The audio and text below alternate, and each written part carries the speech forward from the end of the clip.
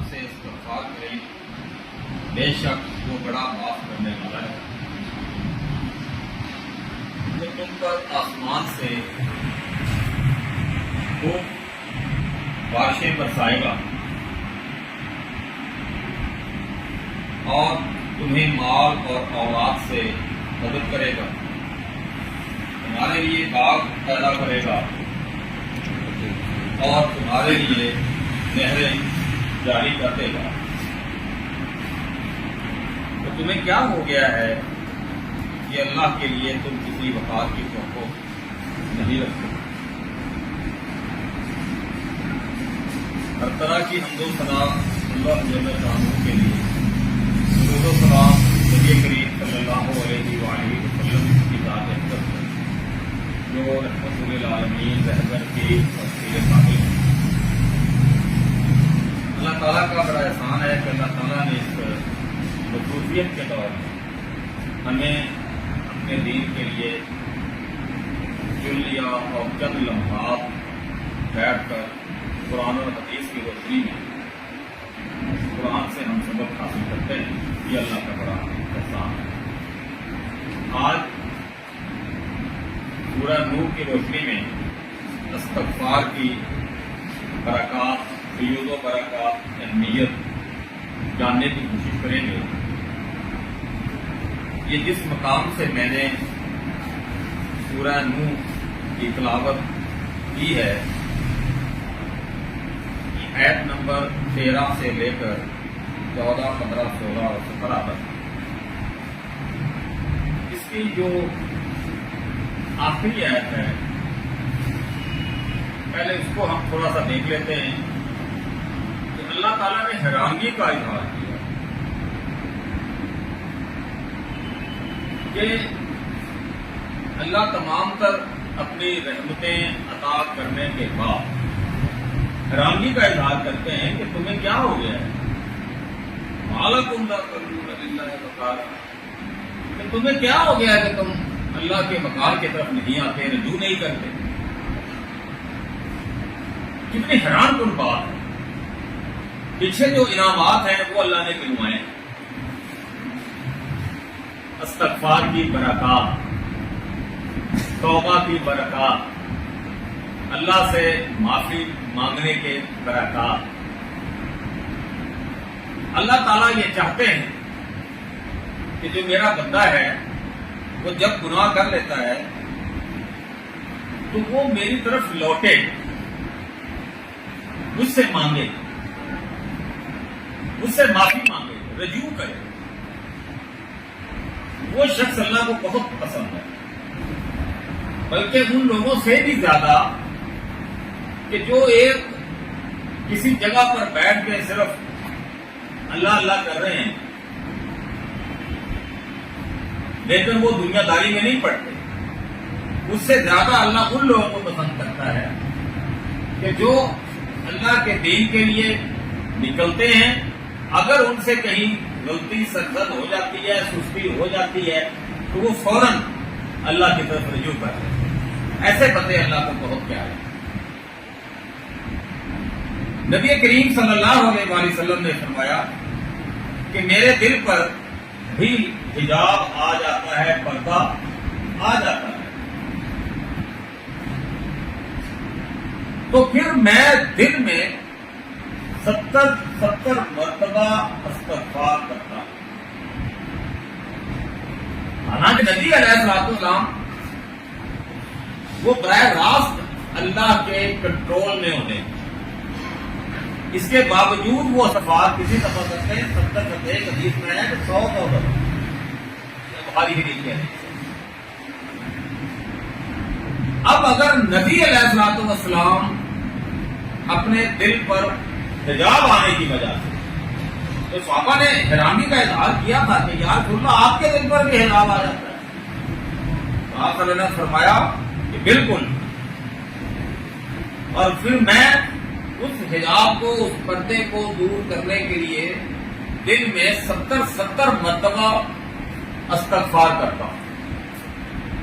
تو ہمارا تو دل رہتا ہی ہر وقت اس پردے میں ہے کہ دل میں کیا ہو گیا ہے، کیا نہیں ہو رہا۔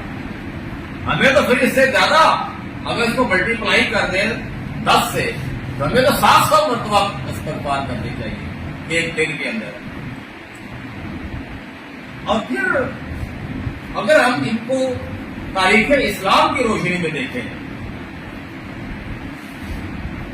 کہ اگر ایک شخص راستے میں ہو، بیابان جنگل میں ہو، اس کی جو سامان ہے کھانے پینے کا وہ ایک اونٹنی پر لگا ہوا ہو، اور وہ تھکاوٹ کی وجہ سے کسی درخت کے نیچے آرام کرنے کے لیے بیٹھ جائے،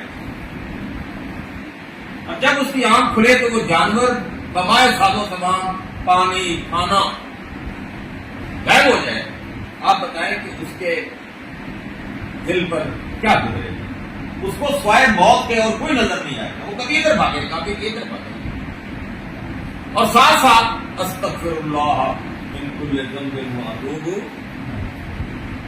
کا ورد ہو رہا ہے. اور پھر اس تھکاوٹ کے عالم میں، مایوسی کے عالم میں وہ ایک درخت کے نیچے موت کا انتظار کرنے کے لیے لیٹ جاتا ہے.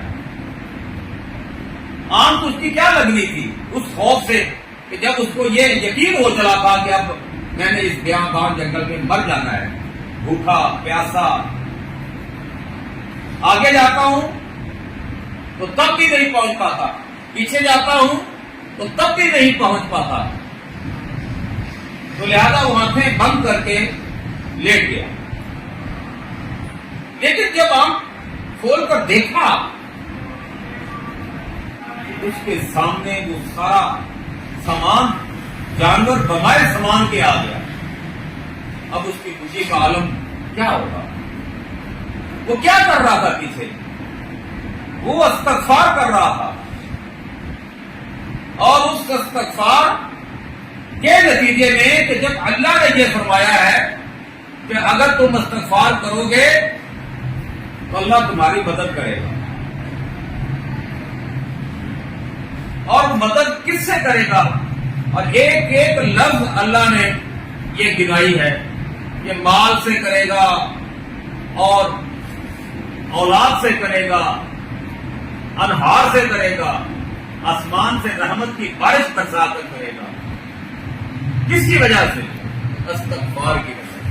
یہ مومن کا بہت بڑا ہتھیار ہے، اور اگر اس مومن اپنے ہتھیار کو استعمال نہیں کرتا تو پھر کیا ہوگا کہ پھر اس کے پاس کچھ بھی نہیں بچے گا. یہی چیز سورہ طلاق میں بھی اللہ تعالیٰ نے فرمائی ہے، وَمَن يَتَّقِ اللَّهَ يَجْعَلْ لَهُ مَخْرَجًا، کہ جب ہم اللہ سے تقوی اختیار کرتے ہیں، ڈر جاتے ہیں، تو پھر اللہ اس کے لیے راستے نکال لیتا ہے اخراج کے، باہر نکلنے کے، کسی مصیبت اور پریشانی سے. اور یہی وہ استغفار ہے جو بندے کو پریشانی سے نکالتا ہے. اور پھر فرمایا وَيَرْزُقُهُ مِنْ حَيْثُ لَا يَحْتَسِبُ، کہ اللہ اس کو اس جگہ سے رزق دیتا ہے جس کا اسے گمان بھی نہیں ہوتا. اور کیا چاہیے؟ یہ سارا دن بندہ تھکتا ہے، ملازم ملازمت کر رہا ہوتا ہے، دکاندار دکانداری کر رہا ہوتا ہے، کسان اپنے کھیتوں کے لیے رات دن لگا ہوا ہوتا ہے. کس کے لیے؟ رزق کے لیے، تاکہ میری زندگی جو ہے وہ آسان ہو جائے.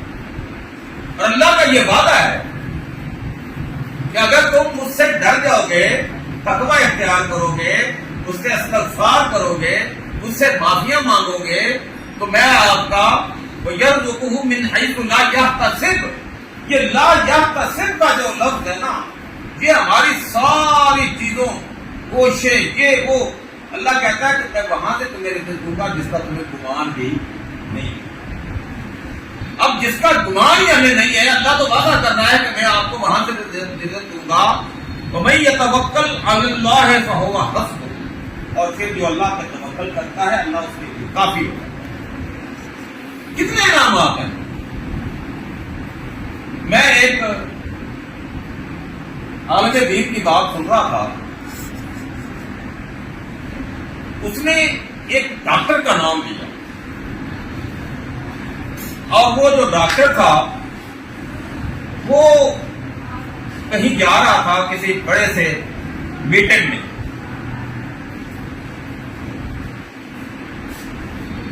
راستے میں اس کا جہاز جو تھا نا کسی موسم کی خرابی کی وجہ سے لینڈ کر گیا، ڈاکٹر شام نام آ گیا۔ اب وہ میٹنگ بڑی انٹرنیشنل لیول کی تھی، اس نے جہاں پہ لینڈ کیا ایئرپورٹ پہ، اس نے بڑا کہا کہ بھائی کسی طریقے سے مجھے کوئی نیا جہاز لو، میں پیمنٹ کرنے کو تیار ہوں، مجھے وہاں پہنچائیں۔ انہوں نے کہا کہ نہیں، جہاز کیسے ہو سکتا ہے اتنے موسم میں؟ انہوں نے کہا کہ ٹیکسی ہائر کر لیں، زیادہ زیادہ یہ ہوگا کہ ہم آپ کو پیمنٹ کر دیں گے، کیونکہ ہم نے آپ سے پیسے لیے تھے اس مقام پر جانے کے۔ انہوں نے کہا ٹھیک ہے، مجھے ٹیکسی ہائر کرا دیں۔ یہ جتنے بھی ایئرپورٹ ہوتے ہیں انٹرنیشنل ٹائپ، ان کے پاس یہ ٹیکسیز کا بھی پورا نظام ہوتا ہے۔ ٹیکسی لی، طوفان راستے میں، ایک جگہ پہ بارش اتنی زیادہ کہ ٹیکسی کا آگے جانا بھی دشوار ہو گیا۔ اس نے سامنے دیکھا کہ پہاڑی سی ایک جگہ ہے، پہاڑی علاقہ ہے، اس میں ایک گھر کے اندر دیا روشن ہے، اسے ٹیکسی کا منہ ادھر موڑ دیا۔ دروازہ کھٹکھٹایا، اندر سے آواز آئی کہ بھئی آ جائیں اندر، تو وہ اندر چلے گئے۔ ایک بڑھیا اپنے ایک اتنا بڑا بچہ اس کے سر کو اپنی گود میں لے کر بیٹھی ہوئی۔ تو ڈاکٹر نے پوچھا بھائی آپ اس بیابان جنگل میں ہیں، یہ کون ہے؟ بتایا کہ یہ میرا پوتا ہے، اور ایک حادثے میں اس کے والدین شہید ہو گئے، مر گئے، اور اس کو اتنی ایک بیماری ہے جس کا علاج سوائے ایک ڈاکٹر کے اور کسی کے پاس بھی نہیں ہے۔ میں کر رہی ہوں کہ اللہ تعالیٰ کہیں سے کوئی سبب بنائے تو میں اس بیٹے کو اٹھا کر ڈاکٹر کے پاس لے گئی۔ پوچھا اماں اس ڈاکٹر کا نام کیا ہے؟ اس نے وہی نام بتایا کہ ڈاکٹر شام۔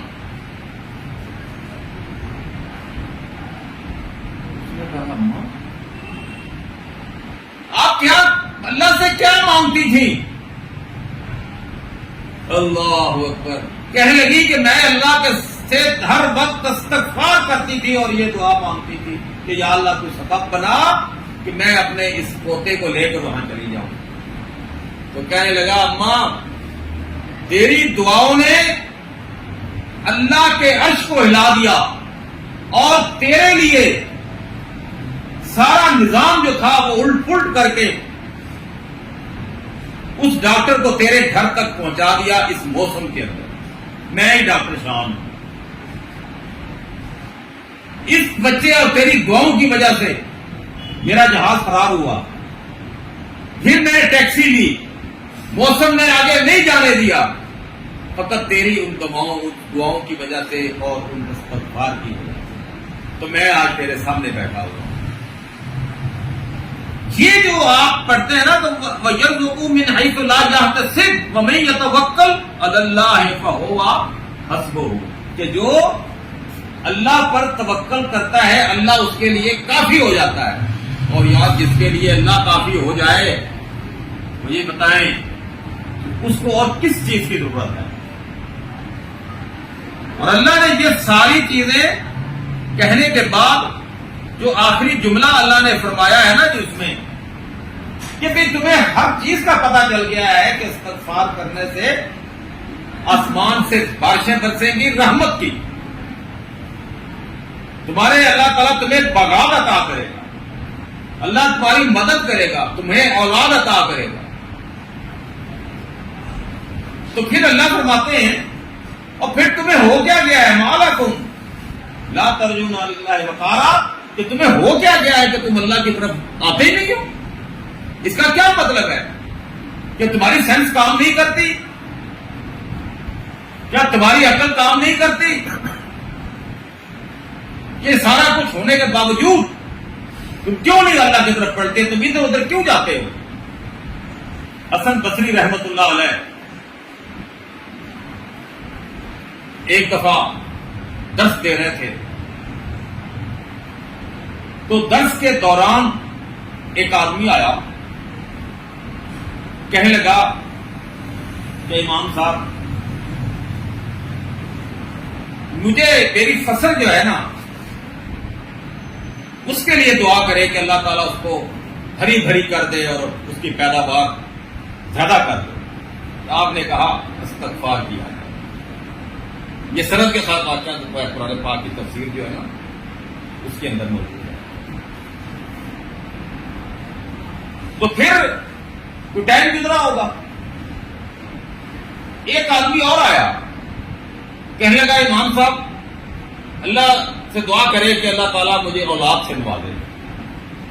آپ نے کہا استغفار کیا کرے۔ پھر آیا ایک آدمی، اس نے کہا امام صاحب میرے لیے دعا کرے کہ اللہ میرے رزق میں اضافہ کرے، مجھے مال عطا کرے۔ تو آپ نے کہا استغفار کیا کر۔ تو تم پر کہنے لگے حضرت جی 3 آدمی آئے ہیں مختلف حاجات لے کر، ہمارے لیے اس لیے دعا کریں، ہمارے لیے اس کے لیے دعا کریں، تو آپ ہر ایک کو یہی کہتے رہے کہ استغفار کریں۔ ایک ہی شیشی سے ایک ہی پڑیا سے سب کو دیا ہے آپ نے۔ تو آپ نے کہا اور کیا تم نے سورہ نوح نہیں پڑھی کہ جس میں اللہ نے استغفار کی وجہ سے یہ سارے وعدے کیے ہیں، اور آخر میں اللہ تعالیٰ نے کہا ہے کہ تمہیں ہو کیا گیا ہے کہ تم اللہ کے وقار کی طرف لوٹتے کیوں نہیں؟ مالکم تمہیں کیا ہو گیا ہے؟ لا ترجون للہ وقارا، کہ تم اللہ کے وقار کی طرف آتے ہی نہیں ہو۔ تو پھر یہ جتنا بھی استغفر اللہ آدمی کرتا رہے، چلتا پھرتا، اس میں جو سب سے بڑا کلمہ ہے نا استغفر اللہ لا الہ الا هو الحی القیوم واتوب، کثرت سے، کیونکہ اس میں توبہ بھی ہے، استغفار بھی ہے، اور کلمہ توحید بھی ہے، لا الہ الا اللہ۔ اگر اس کا بندہ اتنا عادی ہو جائے کہ جب وہ دنیا سے جائے تو اس کی زبان پر یہ کلمہ ہو، اس کلمے کا کوئی بھی حصہ ہو جائے، لا الہ الا اللہ ہو جائے، تو پھر تو بیڑا پار ہے۔ جس کا خاتمہ بال ایمان ہو جائے وہ یہی ہے خاتمہ بال ایمان، کہ اس کی زبان پر کلمہ ہو، کلمہ توحید ہو، استغفار ہو، حی القیوم ہو، اور یہی وہ کلمات ہیں۔ آگے آپ کو نیند آ رہی، پانی لے تھوڑا سا دیکھ سکتے۔ یہ جو کلمات ہیں اس کو اپنی زندگی کا حصہ بنا لیں۔ صبح جائیں، گھر سے نکلیں، جب نماز کے لیے جاتے ہیں مسجد میں استغفر اللہ ربی من کل ذنب واتوب الیہ، نہیں پوری آتی، استغفر اللہ استغفر اللہ استغفر اللہ۔ اگر نبی 70 دفعہ کریں دن میں، اور میرے 700 مرتبہ کرنی چاہیے۔ جب مسجد سے واپس آئیں استغفر اللہ استغفر اللہ استغفر، اور راستے میں سارے جو ہیں ہم لوگ صبح واک کو جائیں پڑھتے ہوئے جائیں، واک سے واپس آئیں پڑھتے ہوئے جائیں۔ اور بھی کلمات ہیں، کلمتان خفیفتان علی اللسان ثقیلتان علی المیزان، سبحان اللہ وبحمدہ سبحان اللہ العظیم۔ 2 کلمے ایسے ہیں کہ جو زبان پر بڑے آسان ہیں اور وزن میں بڑے بھاری ہیں، ثقیلتان علی المیزان، میزان میں بڑے ثقیل ہیں، بھاری ہیں، سبحان اللہ وبحمدہ سبحان اللہ العظیم۔ نبی علیہ السلام نے فرمایا کہ اگر کسی کے گناہ زمین اور آسمان کے درمیان خلا ہے اتنے بھی ہوں، اس کلمات کی برکت سے اللہ معاف کر دے۔ اور یہ کلمات جتنے بھی ہیں نماز تو پڑھنی ہے، اس کے بغیر تو ان تمام جو ہمارے وظائف ہیں وہ نل اینڈ وائڈ ہے، وہ تو پڑھنی ہے۔ اس کے ساتھ جو یہ چیزیں یہ سپورٹنگ ڈاکومنٹس ہیں۔ سپورٹنگ ڈاکومنٹس وہ ہوتے ہیں کہ اگر وہ سپورٹنگ ڈاکومنٹ نہ ہو تو ممکن ہے کہ مقدمہ آ جائے۔ یہ وکیل صاحب بیٹھے ہیں نا ہمارے ساتھ، ملک نہیں میٹر صاحب، ان کو پتا ہے کہ جو بھی کیس کے ساتھ سپورٹنگ ڈاکومنٹ نہیں لگیں گے وہ کیس کمزور ہوگا۔ اس لیے جن کے ساتھ سپورٹنگ ڈاکومنٹ اسٹرانگ ہوں گے وہ کیس جیتا جا سکتا ہے۔ تو ہم جو بھی نمازیں پڑھتے ہیں اس کے ساتھ سپورٹنگ ڈاکومنٹ جو ہیں وہ استغفار ہے۔ تو ہمیں اپنی زندگی میں استغفار کو لازم کر دینا چاہیے۔ اللہ سے دعا ہے کہ اللہ تعالیٰ ہمیں استغفار کرنے میں زیادہ سے زیادہ توفیق عطا فرمائے۔ وآخر دعوانا ان الحمد للہ رب العالمین۔